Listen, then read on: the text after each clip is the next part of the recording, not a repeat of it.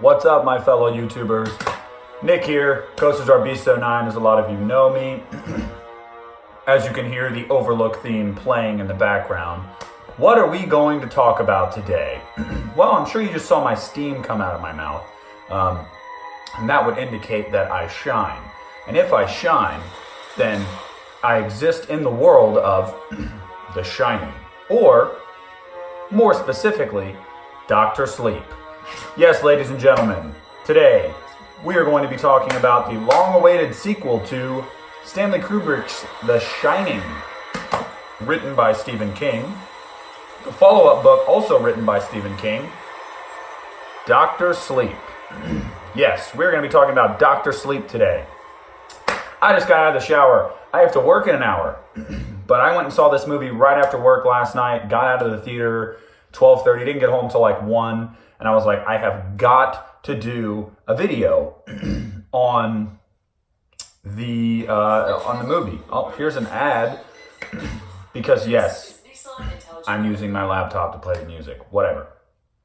Anyway, so I was adamant about how I needed to do a video about this movie. I want to talk to those of you who haven't seen it. Those of you who have, let's talk, let's exchange ideas. Let's agree, let's disagree. But anyway, let's get right into the thick of things and talk about Stephen King's, aka Mike Flanagan's, Dr. Sleep. So Dr. Sleep starts off, well, the story of Dr. Sleep is basically we followed Danny Torrance 40 years later, and we see what happened, the fallout from The Shining after what happened with his dad and how that has affected him. And now he's dealing with his shine and everything that goes into that. We pick up in Danny is, it's actually in 2011. Well, no, it starts off and it's flashbacks. We see what happened directly after The Shining. We see young Danny struggling with the ghosts and the Overlook itself after he's left the Overlook and everything that has followed him back. And we see him, day by day, piece by piece, trying to learn how to block these things out of his mind and live a normal life as someone who shines. We pick up in 2011. He is an alcoholic. He's a bum. He doesn't have a job. I don't even know if he has a house, lives anywhere. I'm pretty sure he is homeless. And he's partying and hopping on buses and sleeping under, freeways and whatnot. And he's really just kind of downtrodden. And he decides to pick up and move to, I believe it's New Hampshire. Correct me if I'm wrong. Fraser, New Hampshire, I think. And try to run away from himself and start over. He meets a guy named Billy, who he becomes really good friends with, who is a former alcoholic. He hooks him up at the house that he lives at and pays, $85 a week to live there and becomes his sponsor in AA. Danny kicks alcohol. Danny is seeing Halloran. If you remember from The Shining, Halloran was the chef who knew that Danny shined, and because he shined as well. And he's seeing him and talking to him. And also when he was a kid, he was seeing him at the beginning of the movie, telling him how to lock these things away in boxes in his mind so they can't hurt him. He's decided now, now it's 2019. He's been 8 years sober. He's keeping his head down. He's not using his shine. He is just trying to live a normal life, forgetting about everything that happened throughout his life leading up to this point. Well, Lord, that's a whole bunch of noise is what that was. Oh, fully cooked pasta. It's ready in 60 seconds. Anyway, so he starts communicating with this girl who also shines. And he can hear her and he can see the messages she's writing on this blackboard, but he has kind of closed his shine off, so he doesn't talk directly to her in his head. And that actually happens beginning in 2011, and that persists for years. She finally comes back after a few years in 2019, and that's where the story kind of takes off. You have their relationship and them communicating back and forth, and Danny starting to kind of embrace his shine. And then you have the Knot, who is the other side of the story. The Knot is led by Rebecca Ferguson, and she plays a character named Rose the Hat. And they're all like quasi-immortals. So they feed off of others' shine. And they're going around hunting children that shine and brutally torturing them and then murdering them and feeding off of their steam that comes out as they shine, because they shine. And that's how they live. Well, in 2019, it's very few and far between. A lot of kids either there's a line that I think his name is Crawdad, says, I don't know if it's, the parents or Netflix or whatever it is nowadays, but kids are suppressing their shine. They don't know they have their shine. And that's kind of a cool commentary on parents think something is wrong with their child, so they're on medication, or they're going to therapy or whatever to try to suppress something that they don't understand. So it's hard to find people that shine nowadays.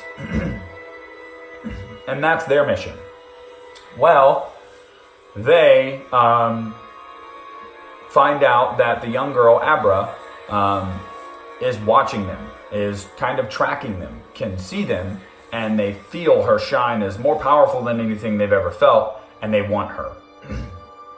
Now, I haven't given away any spoilers, guys. I promise you. This is plot synopsis kind of stuff. I haven't given away any big story points or anything like that. I'm not going to do that. I'm just giving you the layout. You have the Knot, who wants to eat these people that shine. You have Danny, who is struggling to hide his shine and forget his past. And you have Abra, who's trying to bring that out of him and have her help him to defeat the Knot. So, long story short, we get this epic chase, cat and mouse, of the Knot trying to find Abra, and then Danny trying to debate whether he should help Abra, finally deciding he should, and chaos ensues, and so on and so forth. Leading up to an incredible final act of the movie that is just, brilliant. Had me grinning from ear to ear throughout the entire climax, because I had just rewatched The Shining the night before. So, and I want to say really quick, you guys have got to, if you can, rewatch The Shining right before you go and see Dr. Sleep, so it's all fresh in your mind.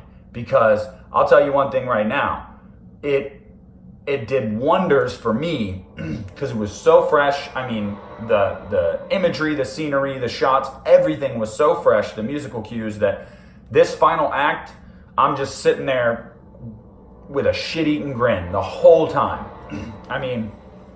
As you've seen in one of the trailers, they even get the exact shots down from the opening of The Shining when they're going over the lake and then up the Sidewinder Road, and then you see the overlook. It's incredible.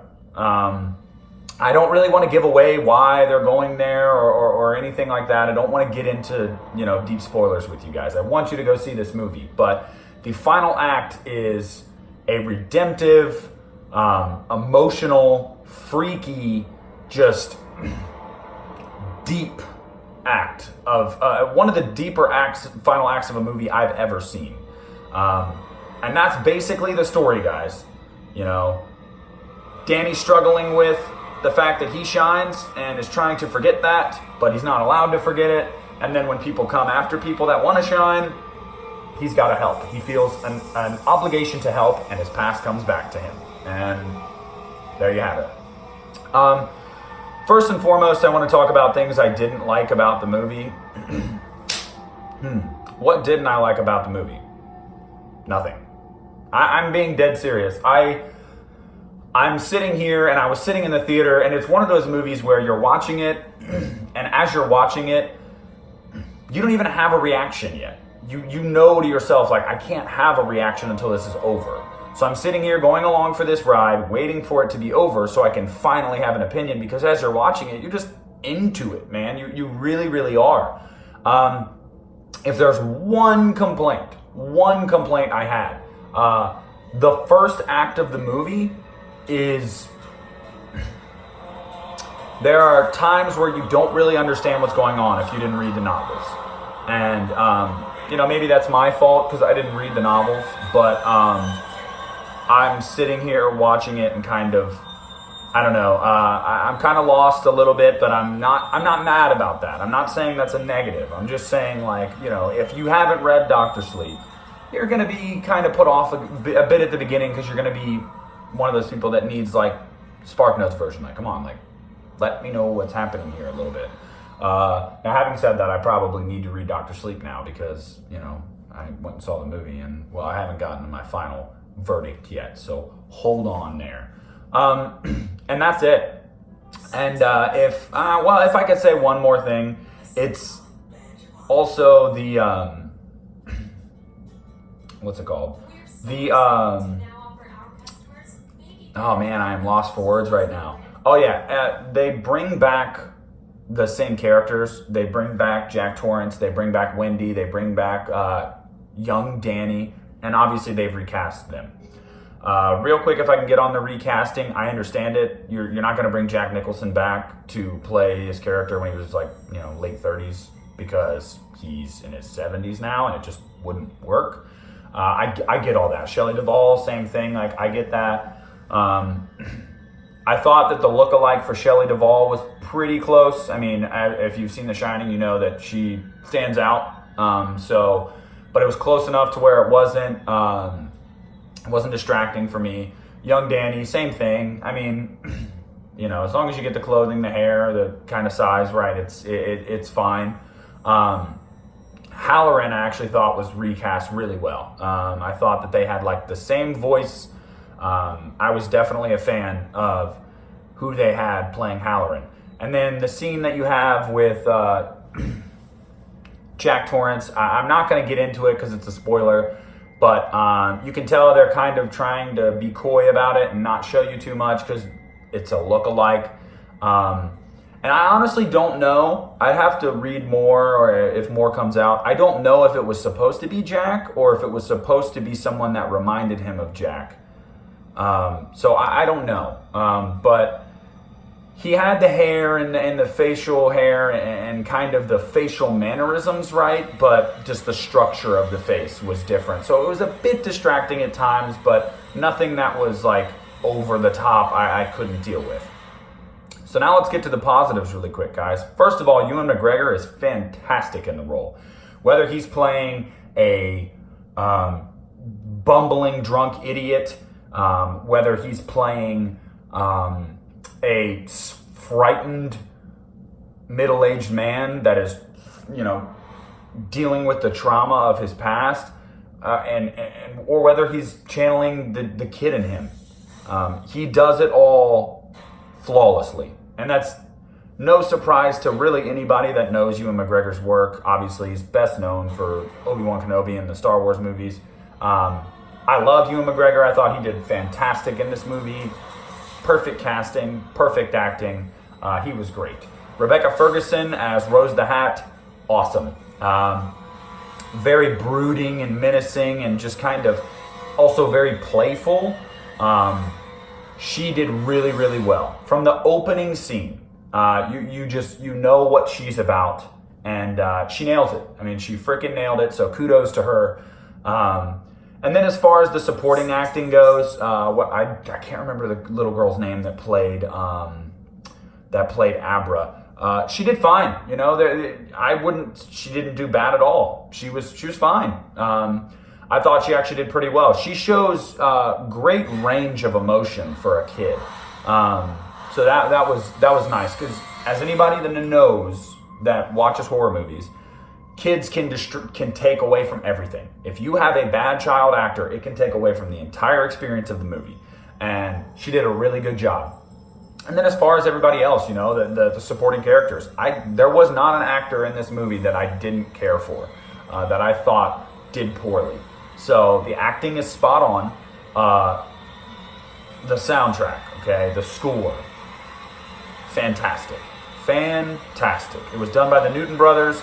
Obviously, there's a lot of stuff from The Shining as well, with the main theme, obviously, The Shining, and then The Overlook.